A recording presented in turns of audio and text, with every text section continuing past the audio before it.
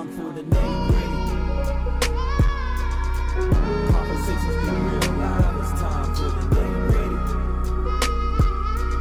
The revolution's not televised, it's time for the nitty-gritty. Reaching out to your conscious mind, it's time for the nitty-gritty. More than talking, we're taking action, it's time for the nitty-gritty. Cause everything you be saying got me on everybody. Just a kiss will help a little. It is 8 o'clock. That was a little bit of Craig David on his latest album that was brand new. Pretty dope song. Yeah. You know, it's got that Afro beats kind of feel to it. I loved it. We excited because we got a guest way from Kansas City, Missouri. Lana McKinney! Yeah. This the one I be messing up her name all the time when we live. He always called her sister's name. Yeah. Lana. I say Lana. Go ahead, offer Lana. Lena, Lana, and Lana. Lana. I'm there. Look. Yeah. So I mean, y'all can see how our brother can mess that up, right? But you know, you're not sisters. Right. It's fairly similar. Like just You know what I'm saying? Lana McKinney. I am one half of the McKinney family. Yeah. McKinney dynasty. That's what I represent. Yeah, and it's so nice to have her on because, and I wish I could have everybody that likes to join in these conversations. I wish I could have anyone that joins these conversations visit eventually because it's dope. They kind of see their perspective and then get you here for the conversation. We've been wanting this for a while. Chris, you next. Yeah. I'm Chris, like a you fan. next. I was like, oh my God, I'm going to be on TV. I'm so excited. Yeah, They let me on here. Yeah, so we're going to have a good time today. We're going to talk about being pro-life in the midst of all this abortion stuff coming up. I hope it's not a belabored point, but I do want to touch on that. Also, I want to talk about this good homegrown manners, you know, being raised with some sense. It's going to make sense. Trust me, we're going to get there. It's been inspired by recent events. Been doing a lot of travel lately. And just seeing how people conduct themselves on planes in public areas. It's like, you know, let's talk about it. And then we're going to get into some more stuff because we got the ladies on the couch. So I know y'all going to want to hit something up, right? Yeah. So, but you know what? We didn't even start correctly. It's your boy, Jay DeCosta. And together we are The Nitty-Gritty. Of course, you know, we got Lana on. I got my man, Mackie on. He said hello, family. Yeah. All the way down from Louisiana. Hello. Down from the I bottom like of that the long hello. Yeah, that's my man, Dirt. It's me. Okay, sorry. Dirt, we gotta have him in DC one day. I'll be sitting on the couch. So, all right, let's abortion. let's get right into it. All right. So, Alabama. as y'all know, Alabama passed the abortion ban. And so did Ohio. And Missouri. There's like 16. Yeah. And let's put that out there. There's like about 16 different states that have some form of an abortion ban or some kind of new rule on abortion. So, this Alabama seems it's kind of like brought the conversation up again because what they did was kind of specific as far as they overturned parts of Roe vs. Wade. That's key. And then the other piece that we have to talk about is the fact that they didn't give any type of, you know, consideration for women who have been raped or issues of incest. So they said they don't care if a woman's been raped and she becomes pregnant by that. They don't care if it's a situation where a father or a brother is taking advantage of the child. They just push all that to the side and say, no, if you have an abortion after 6 weeks, that's considered breaking the law. Yep, 99 years in prison. They didn't take into account ectopic pregnancies either. So women who die from childbirth, none of that matters. Yeah, none of that matters. They're just like, we're pro-life. And I want to talk about pro-life. I guess the first thing that, if I can just be blunt, pisses me off about the whole pro-life talk, and I know this is going to open up a bunch of conversation, which is they're pro-life, but at the same time, when it comes to taxes, correct me if I'm wrong, you don't get to claim a child until they're born, correct? They live by their birthday. If they really care that much about the pro-life, don't you think they would make something in the tax code so that we can start counting the write-off at 6 weeks when we get that heartbeat? But they don't do that. Second of all, when you look at them same states that have these harsh abortion laws, they are some of the worst states when it comes to education. They're some of the worst states when it comes to healthcare. These are the same senators or governors or elected officials that had such a huge problem with the Affordable Health Care Act. So it's like, you claim you care about life, but what do you do to ensure life? Or if the life doesn't look like a white person with blonde hair and blue eyes, or when they're stopped by the police, we don't care about the life then. So I'm just confused. What does it really mean to be pro-life? I know you said you had read a statement earlier. So I read a statement, and there was this gentleman, actually it was on Twitter, so my husband thinks I get all my news from Twitter, but it was actually really interesting. He pretty much explained if you were an orphan, or if you were a person of color, or if you had a disability, your life did not necessarily matter after you're out of the womb. What it is or enables you to do is to feel some sort of empathy, or to feel that you're valuing a life without changing or challenging your own privilege. So it matters, yes, I'm pro-life. However, when you come out of the womb, there is some issue or something I don't agree with, or you challenge my privilege or my status, then I'm no longer pro-life. It is, I don't agree with what you do or who you are, or I have some sort of bias against you. And so my opinion, I agreed with that. And my thought behind it is, if you're going to be pro-life the entire lifespan. Do not go to an orphanage, go to an adoption center and adopt some of these children, instead of penalizing people who, you know, have issues or do not want to be a parent. I was told that this new law of abortion is an attack on women because men felt they were attacked when it came to the Me Too movement and rape. So it was like, oh, well, since y'all want to be funny, this is the real theory out here. Since y'all want to be funny about rape and Me Too, and you know, because they were even saying they were going to do a new legislative law to protect men when it comes to rape. Meaning, if you are in the act of sex, you can no longer claim it's rape if you change your mind. Like, there's been talks about that new legislative change. So some people think that this law was a way to try to say, like, okay, well, women are killing, you know, babies, and so, you know, there's no attack on them.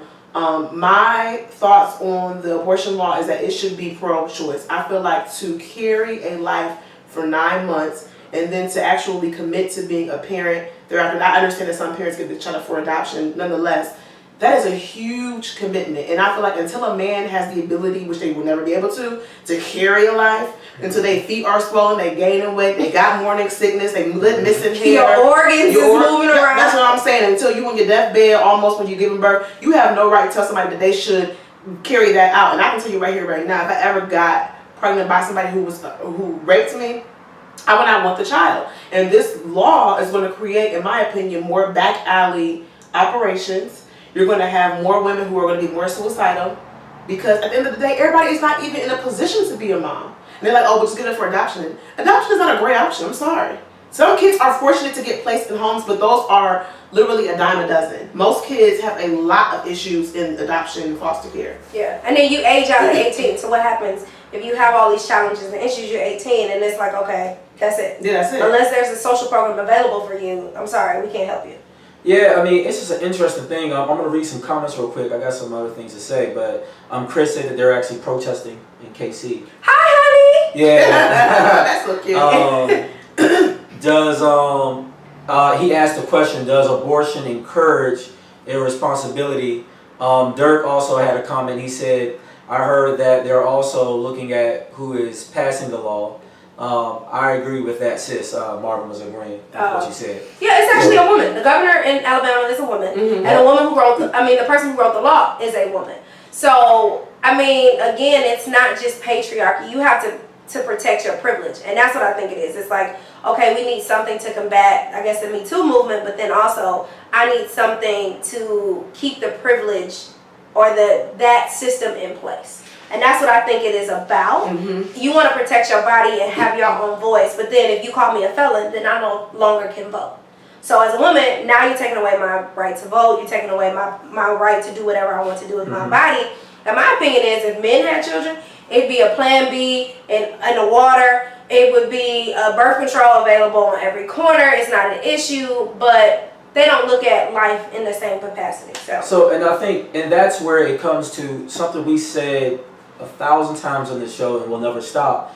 That's why you have to have true diversity in our elected officials, in the workplaces, what have you, because as you see here, we have women that wrote these bills, but these women think the way the folks holding all the keys to power think. So you don't get true diversity by having a black man present, or having a black woman present, or just having a woman present, or having people from other cultures represented, if they all think or they all assimilate to the current thinking model that's in place. You have to bring people that's going to disagree, they're going to have an exchange of new ideas, and it's going to be messy at first, but we have to find a way to bring that in to the scope of these conversations, and that's why it's so important to vote and to get in early. Too often we wait to the very end, but by that time you have the most liberal voices going for office and you have the most conservative voices going for office, and yet America is a melting pot that's probably more so moderate than we probably realize. And because we don't have those voices out there, we don't get in early enough, that's when we go haywire with all these dumb laws, and we need to find a way to combat the silliness that keeps on being passed. And it's unfortunate. I feel like this is when I feel like the Democrats and the Republicans are in cahoots. Time to go conspiracy moment for a moment. Is we go back and forth on these pity laws, right? Like abortion, and not trying to say that it's not serious, but these are morality laws, right? We talk about abortion, we talk about weed. Meanwhile, Homosexuality. or homosexuality, right? We talk about these morality laws, and what they do is they blind us from how we're spending our money on wars, infrastructure, actually doing something about education and these student loans, which are ridiculous. I mean, like, even the mafia don't tax people for loans the same way that Sally Mae will. You know, so we never get a chance to fix anything real in this country because we've been going back and forth on morality. And I think that's one of the issues is it becomes a distraction, but then we have to deal with it because it's a real thing. You can't tell a woman and try to govern her uterus, but meanwhile, men just do whatever the heck they want. You know? Well, I think it's funny. I think it is. I think it's a way to create another pipeline to prison, right? Because I know the prison, the criminal justice system in America is a moneymaker, and there are businesses that benefit from bodies being in prison jail cells. So I think that by having more people in prison for these little silly laws, that's a way for certain businesses to have revenue. That's probably true. And then actually, Marvin just asked a second question. I want to go back to his first one, though, which was really good. He said, or was that Chris? I can't remember who. I'm sorry. But one of them asked the question, does abortion create, like, this irresponsibility? Not at all. Maybe in how we interact with each other, or sex, or frivolousness? Not at all. No, and here's the thing. People kill me with this whole morality thing. I'm a Christian. I understand how what happens when you have sex. I think we all know that. People were having sex and having kids out of wedlock back in Bible days. Meaning it's going to always happen. You can't prevent people from having sex or for being, responsible when they have sex. As much education as we have nowadays, everybody knows protection is the way to protect yourself and not be pregnant or to have birth control. Yet people, have risque sex. My thing is, being a parent is such a huge commitment. Even me at 31, I don't feel like I'm in a right frame of mind or financial position to care for a child. And I feel like if you're talking to a 14-year-old or a 15-year-old who has their whole life ahead of them, maybe they're in poverty. If they don't want to have a kid, or if they decide with their family or that significant other that with at the time that having a kid is not in our best interest, they have the right to do that. Like, this is someone's life. It's not like once a kid becomes 18, you're no longer a parent. You're still a parent all the way through that child's, dying day. And it's a huge commitment. And I feel like, honestly, this may be a little controversial here, but I feel like more women should have thought about or even exercised the privilege of abortion, as opposed to being bitter now and blaming the whole world for their decision to be a mom when maybe their baby daddy said, I didn't want to be a dad. I'm not saying you have an abortion or not. All I'm saying is that you have the choice. And if you decide to be a parent, you got to live with the consequences. If you decide to have an abortion, you got to live with the consequences. Make a decision and live with it. Not this whole, well, shoulda, coulda, woulda. I think to answer his question about does it create risky behavior, absolutely not. If you've ever gone into an abortion clinic, it's not like yip yip hooray, I'm walking out. Like, and people laugh, but the scene that baby boy when she's walking out of the clinic crying, it is really, you have to go through, it's a traumatic procedure. There are all these emotions tied to it. And it is still a decision nonetheless. Now I get you want a man to be involved in the decision, and it's like, okay, it's my body, but then when the baby comes out, then you're both a parent and you've got all these other complexities. If my women risk their lives in childbirth, period. You are, and old women say it, young women say it, physicians say it, you are at the brink of your life at the moment you give birth. The moment you give birth. The baby starts coming out, you are on the brink of death. And if you don't look at it or consider it that way, it's like, okay, abortion is the same thing. You're taking life. You're taking life, And you have to think about it that way. So it's not going to create a risky behavior. It is an option to say, you know, I'm not choosing to be a parent. Right. And that is kind of it. And we're both making this decision. Or if I have to make a decision unilaterally, it's because I know ultimately I have the responsibility. At least for the first 6 months, I am responsible for keeping the child alive off of my body. Off of my breasts. Period. Breasts, okay? And so until men can breastfeed and you have all these other issues, please leave the choices to And until women. you can push out a baby out of your, you know what? Yeah. And let it dilate 9 centimeters? 10 centimeters. Yeah. Then, yeah, you probably should not have a say in how this goes down. Yeah, I would say we need to focus, before we start focusing on abortion or determining life in the womb and all of that, let's do something with the life that's here, right? Right. Like Black Lives Matter. Let's do something about education. This is about orphans, about children who are go to the orphan home, go to the adoption center and say, you guys are all pro-life. All right, great. Let's adopt every person here, and we're gonna go and take care of them. Right. Like, you know, so and that's the thing that's tripped out to me. Like, even when I think about education, because they have so much energy as far as these women having these children. But then they'll send these same women to jail because they try to create the best life possible. And mind you, they didn't pay $250,000 exactly. to get to college. All they did was change the dress so that their son could go from the school that wasn't riddled with bullets or has metal detectors to put them into the school that they don't allow black folks to even get a house from or an apartment from because they're redlining like it still don't exist, right? So they got sisters going to jail because they're just trying to get their kids to the right school. And they had the child. Right. It's like there's no reward for the woman that has the child. Because you're going to say that she's a burden to society when she gets child support, or not really child support because that's a different conversation. WIC and stuff. But like WIC and food stamps. Aren't the same people trying to cut these benefits too? That's the thing. The same people that want to stop SNAP and EBT are the same ones forcing you to have this child. And then they want to look down on you because you're a single mother possibly. Or maybe you're not even a single woman. You might have just a struggling family. But they force this thing that there's a cost associated with it. And don't get me wrong, I'm Christian, so I understand the value of life and that we should have these children. And that's probably why we should take measures before having sex and all of that. But accidents do happen. Maybe if the law, I can see if the law, depending devil's advocate, I can see if the law was something like, well, per each woman, you're limited to maybe like 3 abortions before they start to exercise some kind of consequence. And even that's shaky to me. Yeah. But I can see maybe that because then it's like, okay, well now you're keeping the same habit and you're not really learning from your mistakes. But to just say flat out no. But it is the way you get an abortion, right? So I know women who've had like spontaneous, like what they call miscarriages.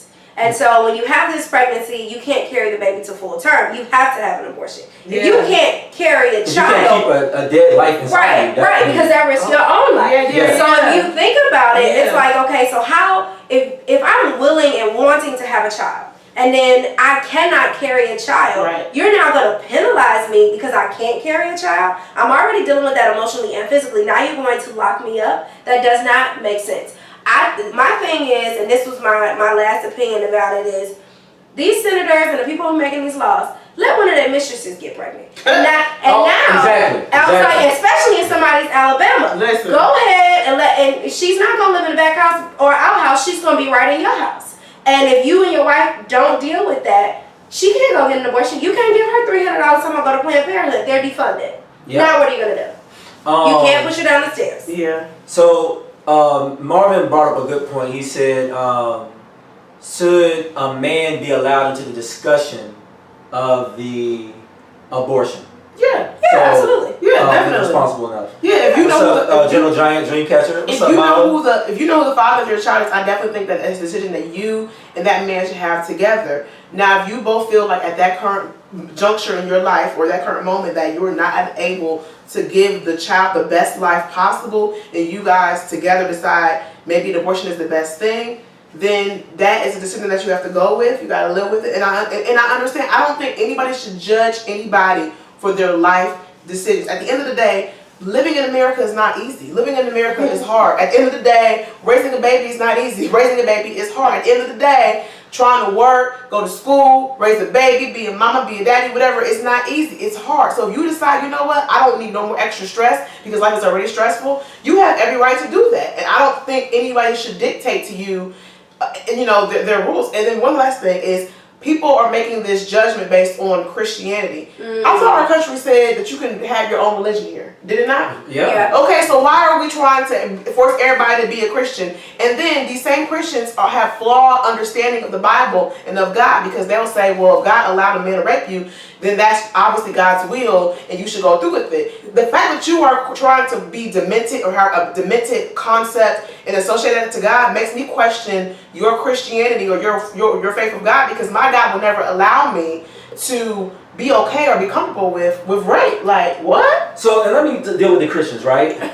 First of all, the Word of God tells you. No, I just want to go there because Chris had another comment and I want to get to that. But before we move on, the Word of God says they will know by the love you show, not by whatever your doctrine says about salvation. It didn't say by how you dress or appear. It didn't say by your party affiliation. The Word of God says they'll know by the love you show, right? So where's the love from the Christian community when it's time to care for these kids that are impoverished? Where's the love for this Christian community when these lives are here? Are they really doing their job? It's like you badger somebody with so-called the Word of God and with your way of thinking and how you feel. But at what point did you ever show love? At what point did you sit down and have a conversation with that young lady? They may have had a child too early and say, what led you to this point? Did you not feel love? Is that why you had sex? See, no one ever investigates the mental status of people when they make these decisions. They just judge. See, you're fast. You're this. You're that. But maybe they got raped at a young age and they were susceptible now to sexual behavior. We didn't investigate to see if that was an issue. Right. So I think there's a better job the church,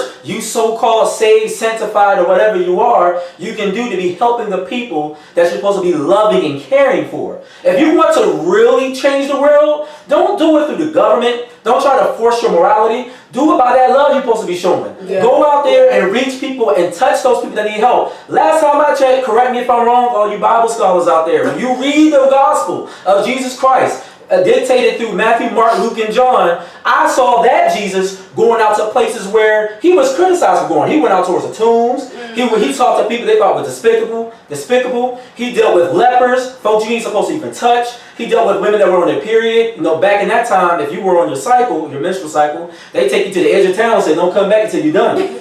That's really how they worked back then. And God went, if you serve him as God, Jesus, he went to those places to touch those folks who were bruised and battered. But you're supposed to use that as an example. And this is my own, or our beliefs, I would say, is you use the Bible and those as examples of principles that you display to other people. If you can't exhibit love, then you're not truly being a Christian. You're practicing some of the acts, but that endless act is love. And so I totally agree with you. If you can't show people love, if you can't be honest with yourself, you can't be honest and love other people, then you need to step to the side. Yeah, because you're not exhibiting what it's all about, Yeah. And I mean, and if you look at those same books, the person that Jesus is most combative with are the Pharisees, the people who were already quote unquote saved at that time. Yeah. So that's a little Bible. Maybe I don't know what I'm talking about, but before you go at me, go read it first and then come at me. That's all I'm saying. I'm gonna move on to the next subject because Chris brought up a good point. He said, what do you think about multiple children perpetuating poverty? And maybe give me some more clarification, but it sounds like people say that, when you have more kids, it creates an impoverished situation. Well, it does. I think these days it might, because the economy is so different. Maybe back in the 60s and 70s it was... So thinking about knowing Christopher and kind of, I think... Yeah, that's your husband. You know what he thinks. Yeah. I know my baby. No, what I think he's asking is, what do you, and honey, you can correct me if I'm wrong, what do you think about people who have multiple children and they're in poverty and they can't essentially get themselves out because they keep having kids? Okay. I think that's what you're getting at, and it's like perpetuating poverty. But, he said right. Yeah. Okay. See? Gotcha. So I guess my thought in that question, because this is us in the living room arguing about it, my thought would be, why are you in poverty? What has caused you, what is the root cause of you being in poverty? Because you should be able to have children. Because people back in the day were able to have 10, 12 kids.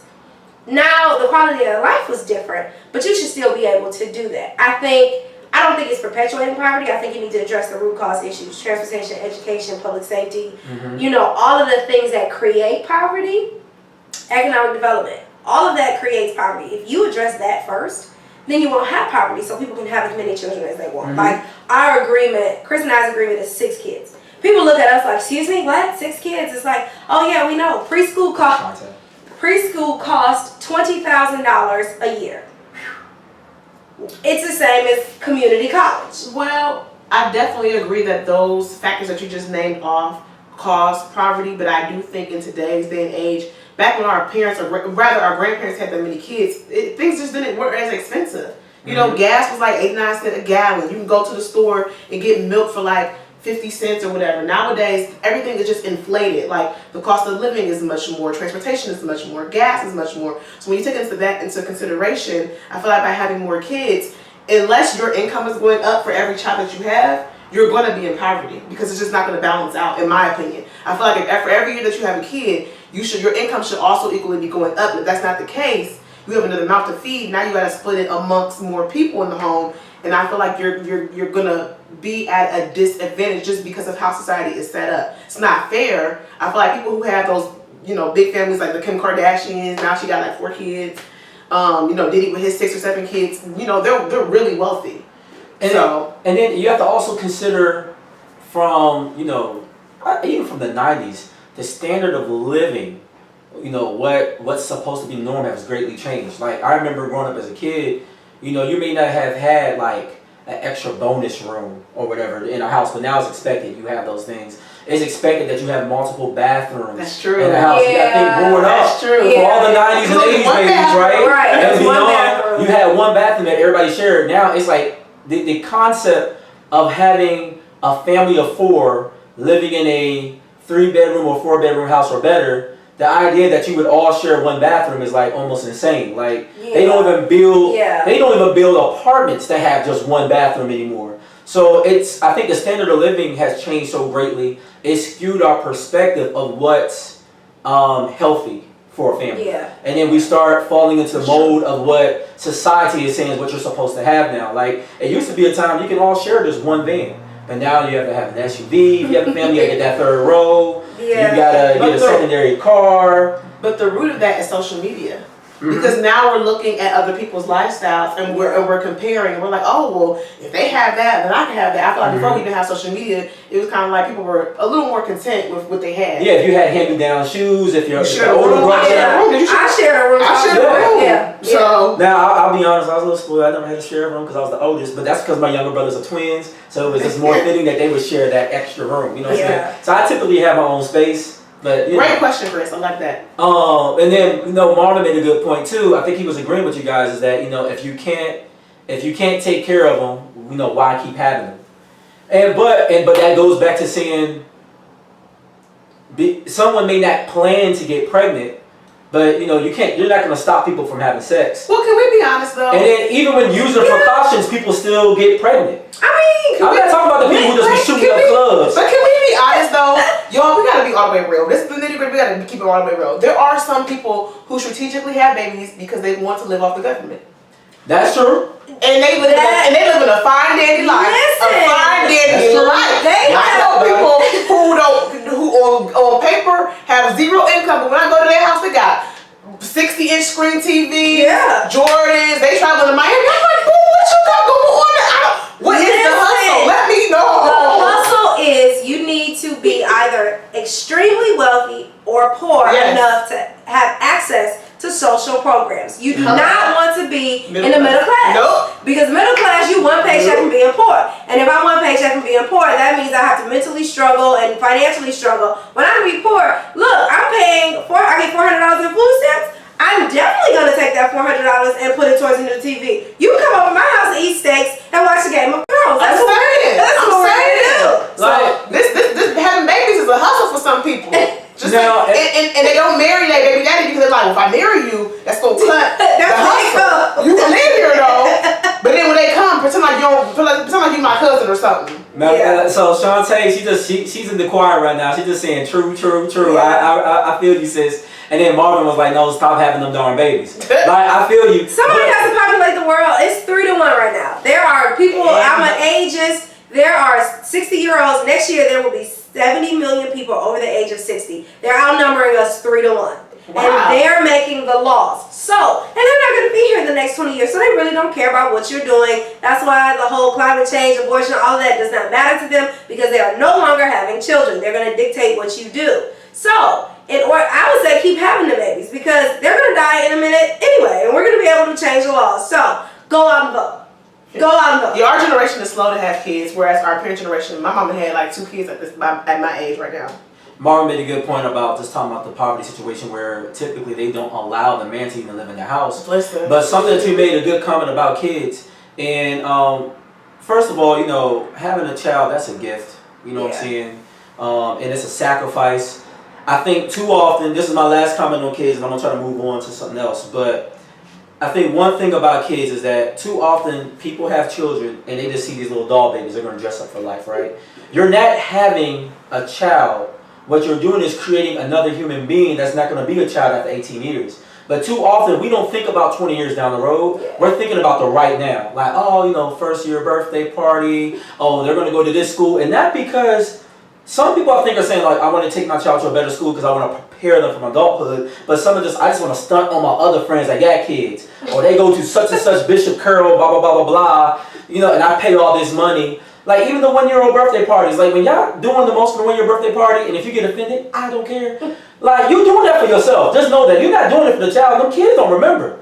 You can buy your kid a toy yesterday for, like, $10, and they won't care by the end of the week. So, you know, and I think we need to think more about generation building when we're having these kids. That's all I'm suggesting is, like, let's think more about generation building. And if we start rolling back our consciousness to say, what do these people look like when they're adults, then that kind of helps you gauge when you're having so many or not having. And then also for the professionals of the world, I would love to see more of my black professionals having children. It does sadden me when I see men and women who have a lot going for them and who are actually in a position financially that they had children, they could care for them in a high rate. And I have conversations with them, their mind seems like they have something great to pass down. It does sadden me when those individuals don't have kids, because we need more people like you having kids. Legacy creates access. If you look at children as a legacy, you will think and design your life in such a way where it gives them access to extras that you didn't have at their age. So our philosophy is we're having children because we have access to this level of education, this level of exposure, or whatever right now. In 15 years, we're creating a foundation for you. Whether you use it or not is your choice. Because God created you for a reason, not just to be my child. But you're here for some purpose. And so I am going to give you access. That's why rich people stay rich, poor people stay poor, because I'm not going to give you access. That's true. And if you think about kids in such a way, it's like, this is a small adult. They're going to grow into a human being, a functioning person in society. I need to give them as much access to whatever is possible. Good stuff. Good stuff. No, I mean, This is good. She said it. She said it all. So Comments. Marvin said, my son told me that straight up he don't want kids. He wants to enjoy his life. You know, that like out of the mouth's babes, right? Wait, what happened? Wait a minute, I got you right here. So it says, Shantae said, I'm with the choir because all of you are making valid points. However, I don't think it's right for people to have so many kids and to live off the government. And I feel you all that, because what happens is they become a burden, but then that's when you have to get to the root.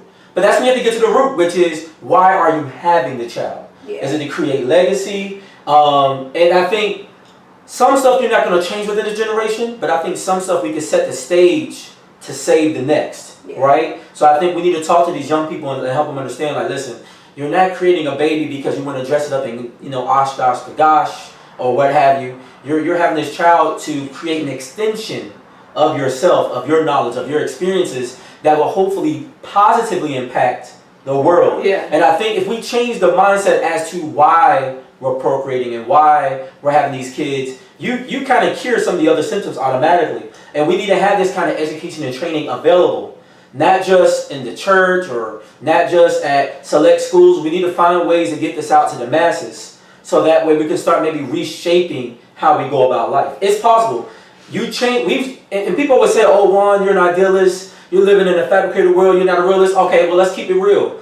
Once upon a time, just 30 years ago, you would have never imagined that you could make a phone call from any place you stand. But we made that a reality, did we not? Yeah. We would have never imagined that I could watch whatever TV show on demand, but we made that happen. So as technology evolves, we can actually evolve how the human race thinks. I mean, shoot, look at the LGBT community. 30 years ago, you wouldn't have had two jokers kissing on the TV screen. I can't watch a show where I don't got two dudes kissing these days. So when we talk about shaping the reality of how people think, it's possible because we see it happening every day. Yeah, and I want to dispel a common misnomer about people who are on government assistance. I'm sure we all know, but I want to just put it out there. The largest population that's on government assistance is actually not black folks, it's white folks. 35%.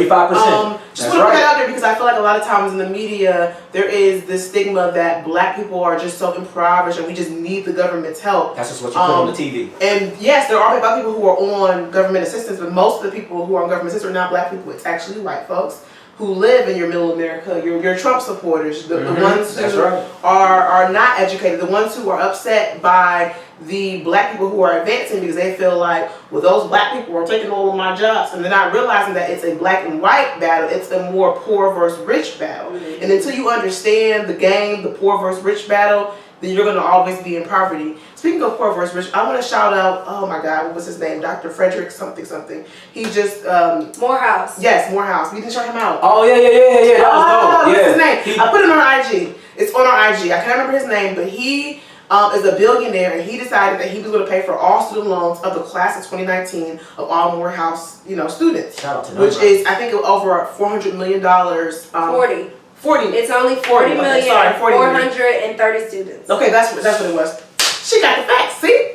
So just shout out to him. To me, that is like absolutely phenomenal in my opinion because I feel like we need more of our black entertainers. Like I feel like we as a community, I feel like black people are known to help one another out. Most minorities are known to be very communal, and I feel like a lot of times with the American society, it's about me, what I do, what my family does, and we never think about, man, how can I help advance this person and that person? When you look at the Latino population, the reason why they're advancing so rapidly is because they are helping one another. And I feel like, shout out to him, if we have more of our influencers, our athletes, our celebrities pouring back into our community, I really do feel like it'll help advance our community to access to things that we never had access to. They're doing a case study they're talking about doing a case study of these students, like what their life is going to look like in 10 to 15 years because he did that. That is so dope. I'd be interested to see that. Their life's going to be far better. We got about 5 minutes left. Okay. No. Shout out Paul. I know it goes by fast, girls. No.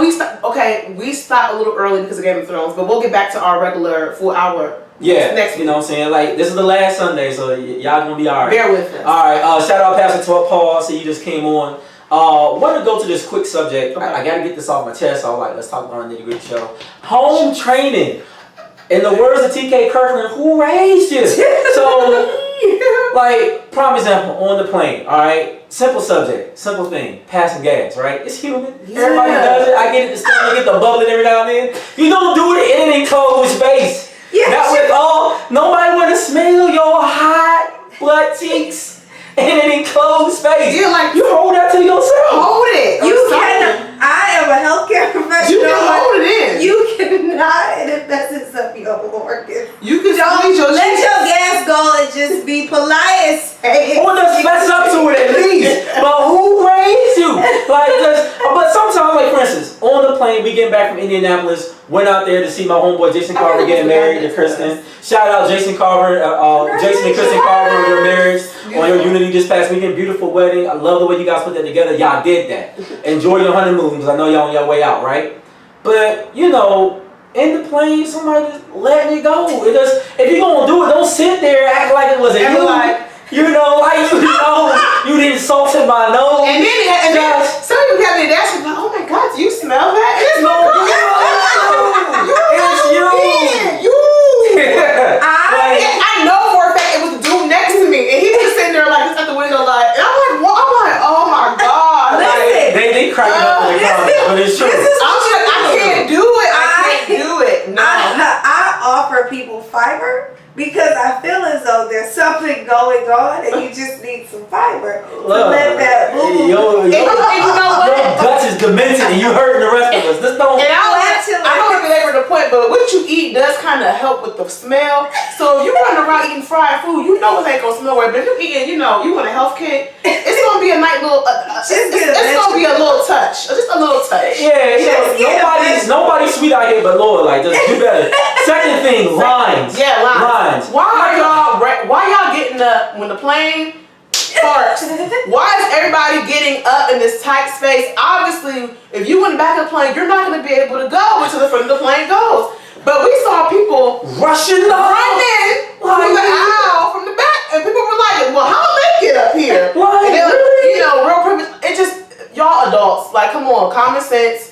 You foul out, one accord, you get your bags. So I'm not gonna get up and get all extra until they come to my lane for me to get up. But you people be, elbowing people to get their bags and pressed.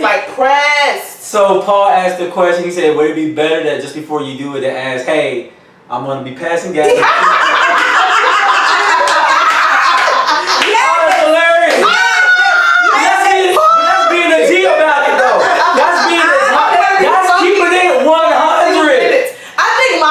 The best. You do it, you be like, I apologize. I just passed it. Or like, here's some fiber. Do you need something? Or you know what? No.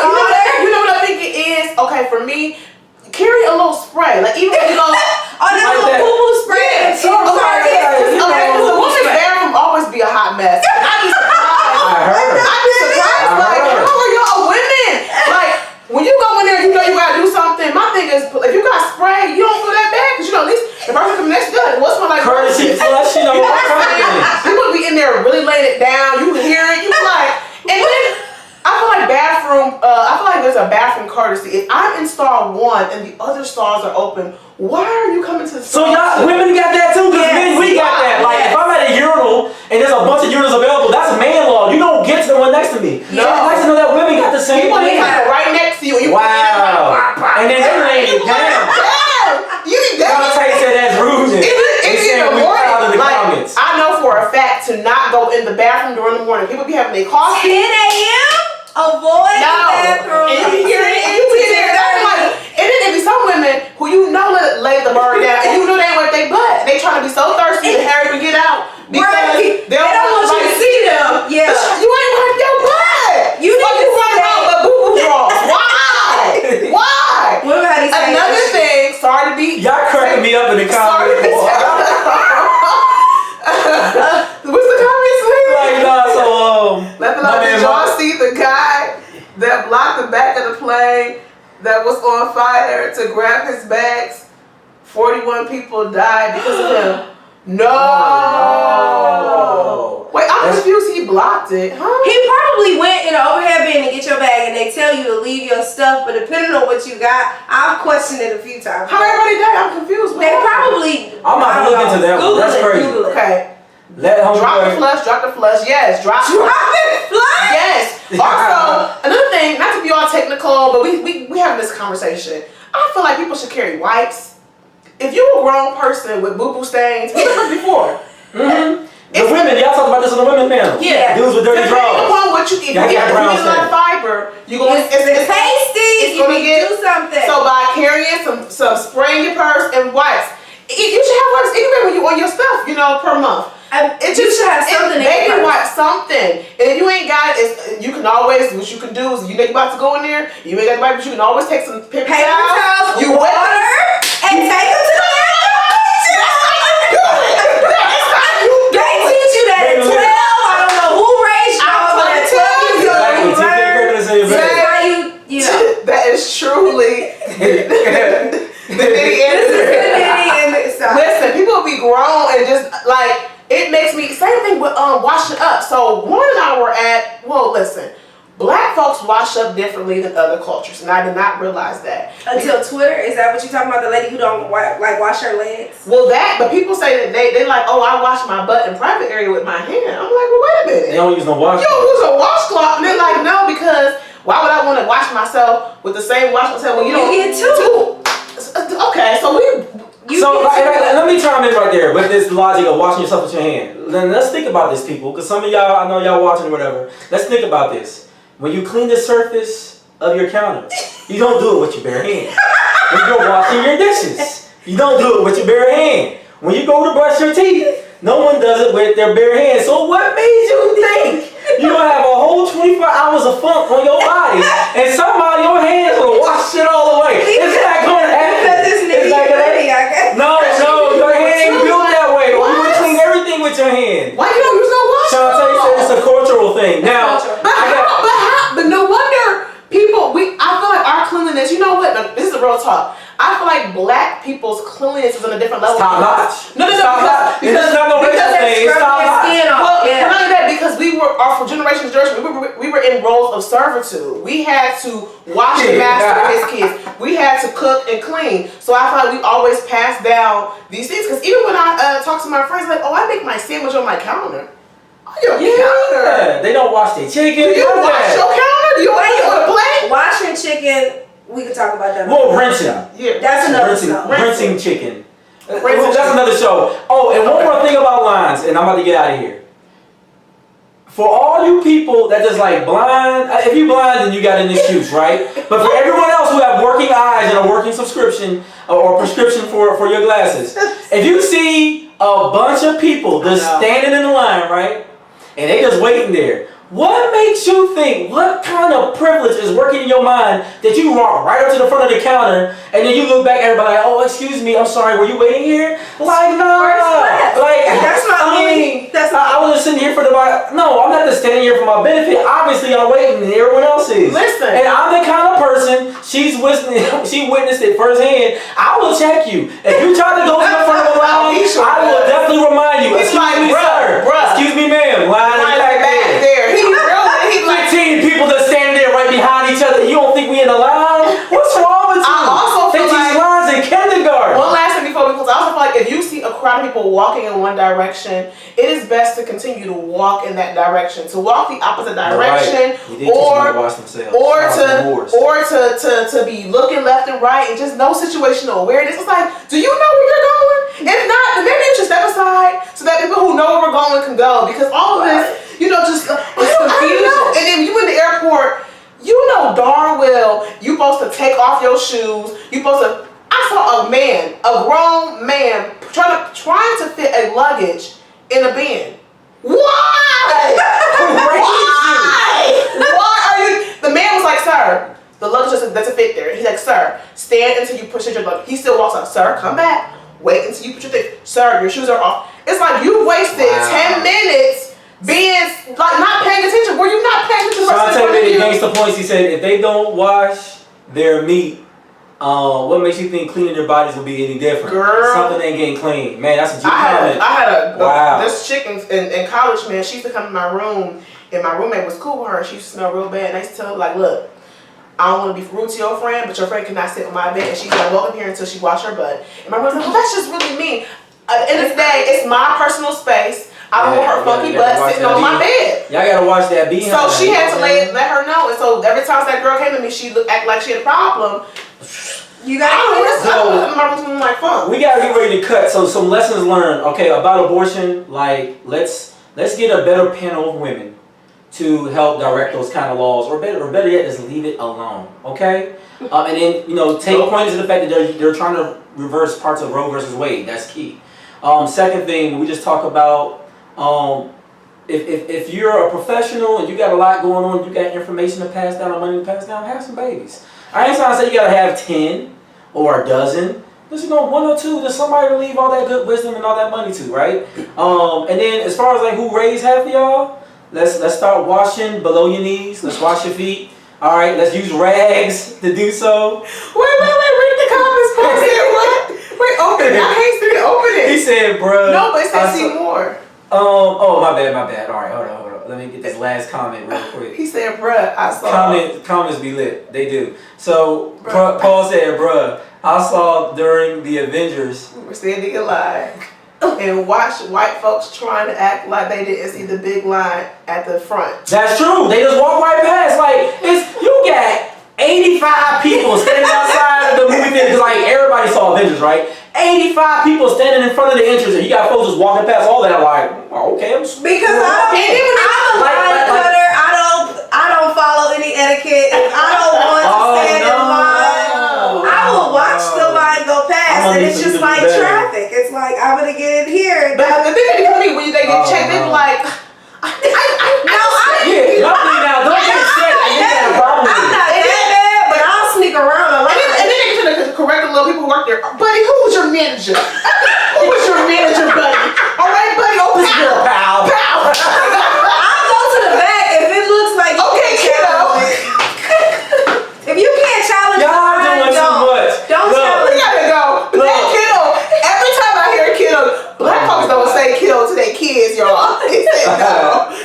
Y'all doing too much.